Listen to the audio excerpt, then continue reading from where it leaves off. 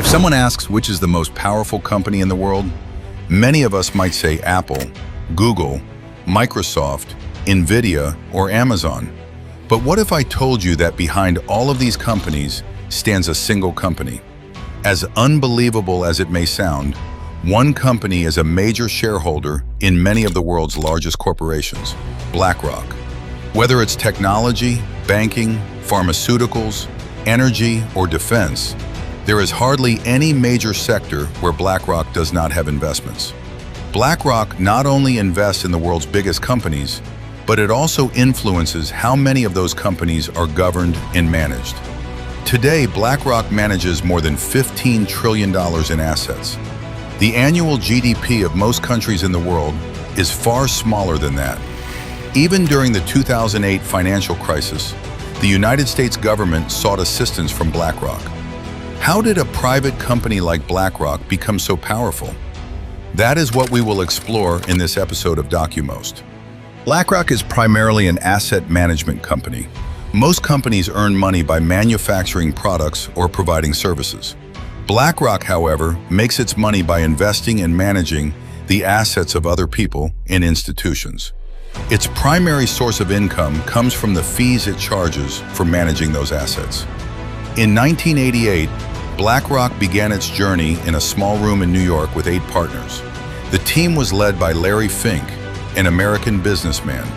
In 1986, he suffered losses of nearly $100 million due to an incorrect prediction about interest rate movements.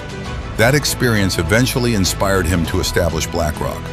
Initially, the company's goal was to manage bond investments for institutional clients and continuously measure the risk of every portfolio. Over time, that idea evolved into the asset management giant we know today. BlackRock makes investment decisions on behalf of its clients. The company determines which sectors receive capital, how much risk can be taken, and how quickly money should be withdrawn from specific investments. It then allocates investments accordingly. BlackRock mainly invests through 2 types of funds: active funds and index funds. Active funds are managed by portfolio managers and researchers who analyze markets and select investments. Index funds, on the other hand, simply track a specific stock market index. By following the S&P 500 index, BlackRock continuously invests in America's top 500 publicly traded companies. Some capital is also allocated to infrastructure projects, real estate, and private companies. These investments are commonly referred to as private market investments. To determine where and when to invest, BlackRock relies on a proprietary software platform called Aladdin. BlackRock's primary source of revenue comes from asset management fees. Whenever client money is invested into a fund, BlackRock keeps a small percentage as a management fee. The exact fee varies depending on the type of fund. Although the percentage is relatively small, BlackRock generates enormous revenue because it manages an extraordinary amount of assets. In 2025, BlackRock generated approximately $24 billion in total revenue. Around $22 billion came from investment management, administrative services, bonds, and equities. The company earned nearly $2 billion from technology and subscription services. After all expenses were deducted, BlackRock's net profit for 2025 was approximately $5.6 billion. By mid-2026, BlackRock's assets under management had reached approximately $15.34 trillion. Other than the United States and China, no country's GDP is larger than that amount. This massive pool of capital is known as assets under management, or AUM.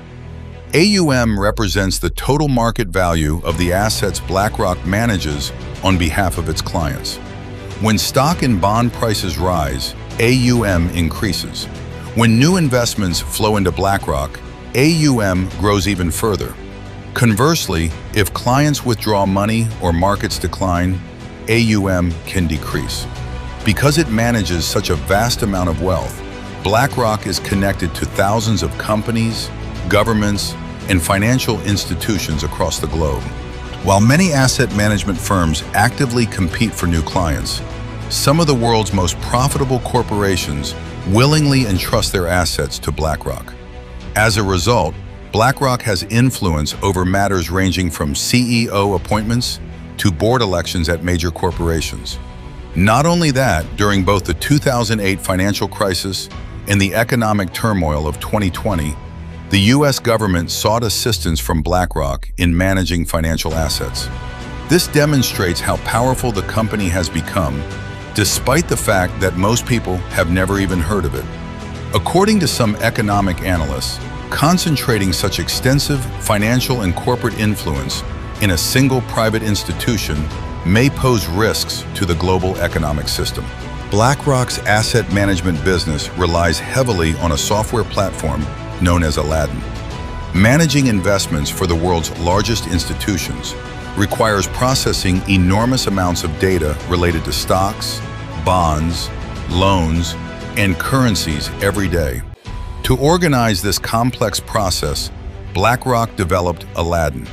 The system integrates market data, portfolio management, trading operations, and regulatory compliance into a single platform. As a result, every department within BlackRock can operate using the same information. Aladdin can also analyze how changes in interest rates, currency values, or stock market declines might affect investment portfolios. BlackRock also licenses and sells subscriptions to its Aladdin software. More than 200 major financial institutions use the platform. As a result, Aladdin performs approximately 180 million complex calculations every week. Despite its success, BlackRock's enormous influence in complex operations have attracted significant criticism. First, because it invests in thousands of organizations, the company has influence across nearly every major industry. Second, critics argue that instead of simply serving its clients, BlackRock often exerts considerable influence over the companies in which it invests. In some cases, critics claim that BlackRock helps shape corporate policies. Another criticism is that BlackRock often prioritizes financial returns over environmental concerns or workers' rights. Because of the vast amount of assets and influence under its control, critics argue that BlackRock is not sufficiently accountable to governments or the public. However, some critics believe the most controversial aspect of BlackRock is its ownership structure. Two other major asset management firms similar to BlackRock are Vanguard and State Street. Together, BlackRock, Vanguard, and State Street are often referred to as the Big Three. When examining the ownership structure of the Big Three, some observers point to a fascinating network of cross-ownership. For example, Vanguard and State Street hold significant shares in BlackRock. Likewise, BlackRock and Vanguard own stakes in State Street. Meanwhile, BlackRock also appears among major shareholders connected to Vanguard's investment structure. From the outside, these three organizations appear to be separate entities. However, critics argue that they are deeply interconnected through their ownership relationships. Some believe this structure allows them to exercise enormous influence over the global economy while remaining largely unnoticed by the general public. One interesting example involves Coca-Cola and Pepsi. Most people see these companies as fierce competitors. However, significant shares in both companies are held through investment funds managed by firms such as Vanguard and BlackRock. In other words, companies that appear to be rivals on the surface may ultimately have many of the same large institutional investors behind them. Thank you for watching. If you enjoyed this video, please subscribe to DocuMost and stay with us for more fascinating documentaries. Wishing everyone good health and success. Thank you.